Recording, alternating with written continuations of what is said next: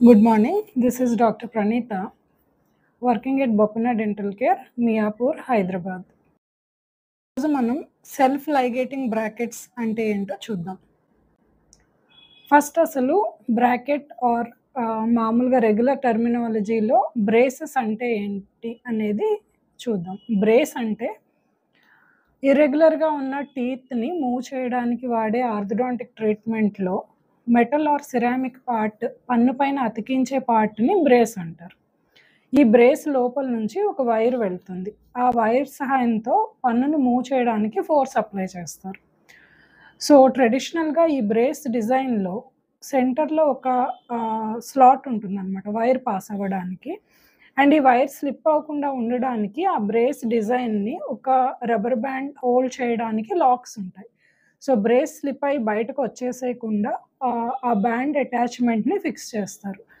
But దీనివల్ల disadvantage ఏంటంటే ఈ బ్యాండ్ ఉండడం వల్ల వైర్కి ఫ్రీ మూవ్మెంట్ అనేది ఉండదు.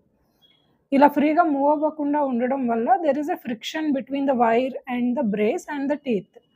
సో టీత్ మూవ్ చేయడానికి కన్వెన్షనల్ బ్రేసెస్ డిజైన్లో చాలా ఎక్కువ ఫోర్స్ అప్లై చేయాల్సి వస్తుంది. సో ఇంత ఎక్కువ ఫోర్స్ అప్లై చేయడం వల్ల పేషెంట్కి చాలా డిస్కంఫర్ట్ ఉంటుంది, పెయిన్ వస్తుంది టీత్ మూవ్మెంట్ అయ్యేటప్పుడు. అండ్ అందుకే patients whenever they come for every month wire changes అపాయింట్మెంట్స్కి వచ్చినప్పుడు ఆ వైర్ టైట్ చేసిన 2-3 డేస్ సోర్నెస్ ఉంది టీత్లో, పెయిన్ అనిపిస్తుంది అనేది చెప్తారనమాట. బికాస్ ఆ టీత్ మూవ్మెంట్కి కన్వెన్షనల్ బ్రేసెస్లో మోర్ ఫోర్స్ అప్లై చేయాల్సి వస్తుంది. ఈ కన్వెన్షనల్ బ్రేసెస్లో ఉన్న ఈ కొన్ని డిజైన్ ప్రాబ్లమ్స్ని ఓవర్కమ్ చేయడానికే అదర్ బ్రేస్ డిజైన్స్ ఉన్నాయి. వాటిని సెల్ఫ్ లైగేటింగ్ బ్రాకెట్స్ అంటారండి. ఇవి స్టీల్లోనూ సిరామిక్లో కూడా ఉంటాయి. వీటిని స్పీడ్ బ్రాకెట్స్ అని కూడా అంటారు.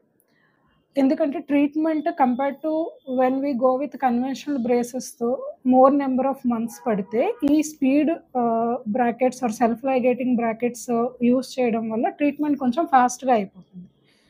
సో బేసికలీ ఈ డిజైన్ ఎలా ఉంటుందంటే there is a locking system ఉంటుందన్నమాట.